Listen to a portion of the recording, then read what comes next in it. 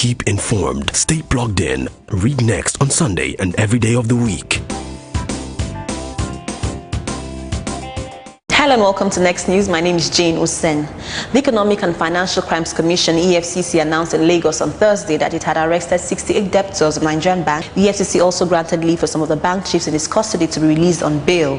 The bank chiefs were fired from their jobs by the governor of the Central Bank of Nigeria, Sanusi Lamido Sanusi, on charges of fraud, stock manipulation and money laundering. Farida Waziri, the EFCC chairman, told journalists in Lagos that the Commission's efforts at recovering the debts were not targeted at genuine business people who had existing credit obligations to banks and had dutifully complied with the terms of the facility, but it was targeted at fraudulent business persons. Mustafa Abdullahi on Thursday reassigned the suit filed by the former Chief Executive Officer of Intercontinental Bank PLC, Erastus Akingbola, against the Governor of Central Bank, Sanusi Lamido, along with the Central Bank of Nigeria, to Justice Ibrahim Auta. Mr. Akingbola had filed an application on the grounds that there was no legal basis for his removal as the Group Chief Executive and the Director of Intercontinental Bank PLC by the Central Bank Governor. He's also praying the court to reinstate him and restrain the CBN and his governor from unlawfully interfering in the execution of his lawful duties.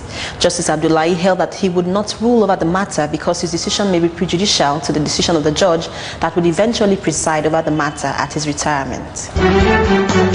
The Ogun State Election Petition Tribunal on Thursday upheld the election of the state governor, Benga Daniel, of the People's Democratic Party, PDP.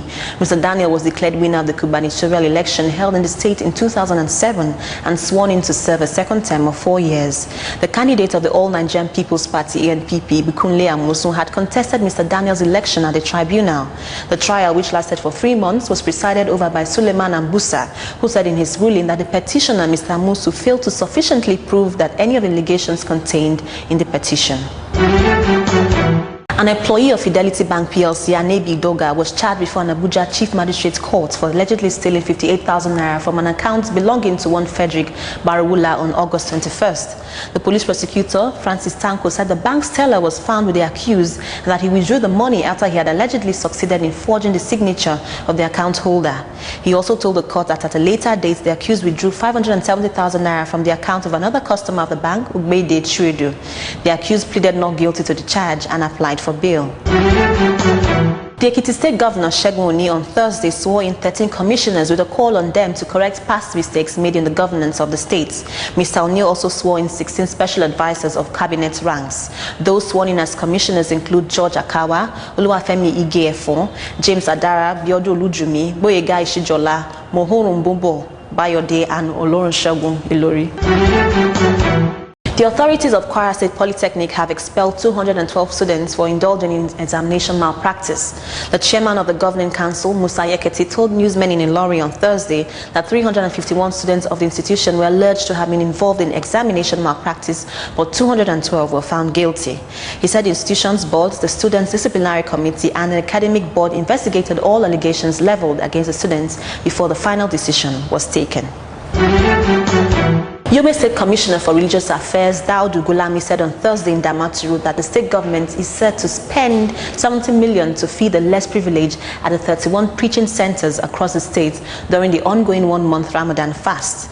Mr. Gulani said government was now regulating public preaching in order to avoid misleading preaching that could result in unfortunate incidents like the recent Boko Haram conflicts in some parts of the country.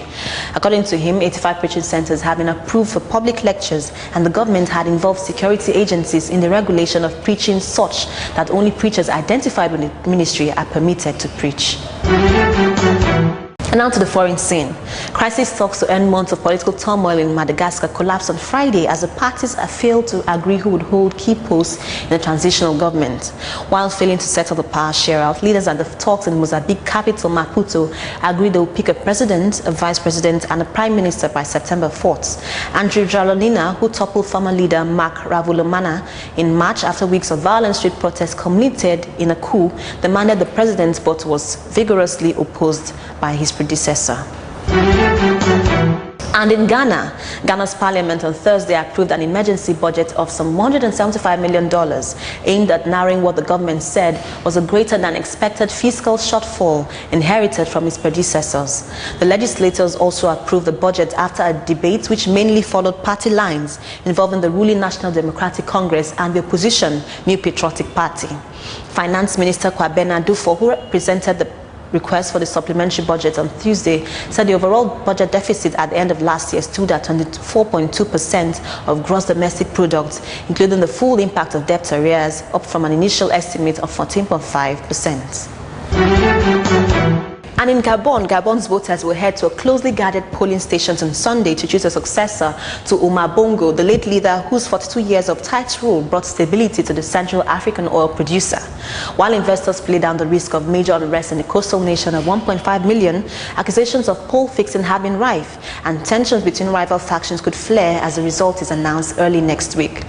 The frontrunner is Bongo's son, Ali Ben, whose victory will be welcomed by markets as a sign that investor-friendly policies will continue, but which critics would view as a move to the dynastic role seen elsewhere on the continent. And in business, mobile phones will be the key driver of internet connectivity in Africa in coming years, as there are more people with handsets than computers, an official at global telecoms player Tata Communications said. Most of East Africa has been starved of cheap and quick broadband connections, which enable an array of new applications because they have relied solely on satellite links, which are unable to support some applications. Countries on the East African coast have in the last few weeks been finally linked to other continents through the region's first undersea cable known as Seacom. Another link called Thames is expected to go live in the coming weeks. Shell Petroleum Development Company of Nigeria Limited will train 100 young farmers and provide them with loans totaling nearly 27 million naira in the Niger Delta. In a statement by the company, the training will be in collaboration with Central Bank of Nigeria, the First Bank, and Nigerian Agricultural Insurance Company, with the aim to help the youth in the Niger Delta acquire skills in integrated agricultural businesses. The 2-week training will hold at the Songhai Delta Agricultural Center, Amukpe, Delta State, where the farmers will be taught fisheries, crop production, livestock husbandry, agro-processing and marketing. And finally, we have some sport news. Cardiff City has signed a second player from Nigeria in the space of 5 days. Millfield ace Solomon Taiwo joins the Bluebirds in a deal which could rise to £250,000 depending on appearances and promotion. Taiwo, who is originally from Lagos, signs from Dagenham and Redbridge just days after another Nigerian, Kelvin Etuhu, agreed a season's loan with City. Spanish side Malaga have completed the loan signing of Nigeria's Victor Obinna Unsofo from Italian side Inter Milan. The 22-year-old has joined on a season-long deal after passing a medical, according to the Spanish club. The Nigerian striker says he's excited about the move to Spain and hopes to be playing regular first-team football. Thanks for watching Next News. For details on these and other stories, please log on to our site at 234next.com. Have a nice weekend.